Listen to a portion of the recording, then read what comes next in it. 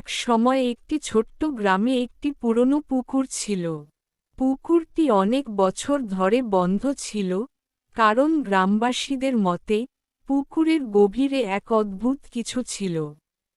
তারা বলত, রাতের বেলা সেখানে এক অদৃশ্য নারী ভেসে বেড়াত। তার চোখ ছিল লাল, মুখটা অন্ধকারে ঢাকা।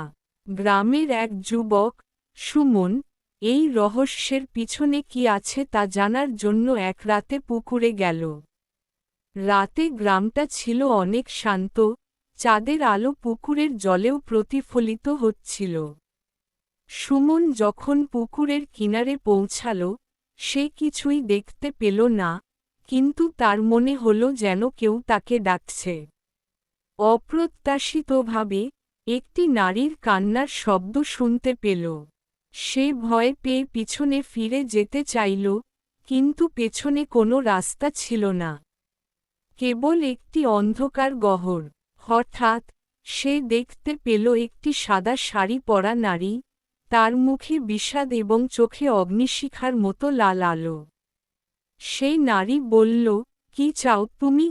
সুমন অবাক হয়ে বলল, আপনি কে? কেন এখানে রয়েছেন?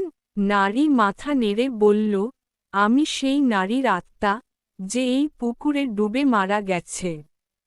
আমি শান্তি পাব না, যতক্ষণ না কেউ আমার শেষ প্রার্থনা পূর্ণ করে। ভয়ে পেয়ে সুমন বলল, আপনার প্রার্থনা কি? নারী তাকে বলল, এই পুকুরের পানি থেকে এক কপাল পাথর তুলো, তারপর আমার প্রার্থনা পূর্ণ হবে। সুমন দ্রুত পুকুরের জল থেকে পাথরটি তুলে নেয়, এবং নারীর মুখে এক অদ্ভুত শান্তির ভাব ফুটে ওঠে। তারপর সে ধীরে ধীরে অন্ধকারে মিলিয়ে যায়। পরের দিন থেকে পুকুরটি আবার পরিষ্কার হতে থাকে, এবং গ্রামবাসীরা আর কোনো রহস্যময় ঘটনা লক্ষ্য করেনি। কিন্তু এখনও মাঝে মাঝে রাতে কেউ কেউ পুকুরের পাশ দিয়ে চলতে গেলে একটি সাদা শাড়ি পরা অদৃশ্য নারীর উপস্থিতি অনুভব করে।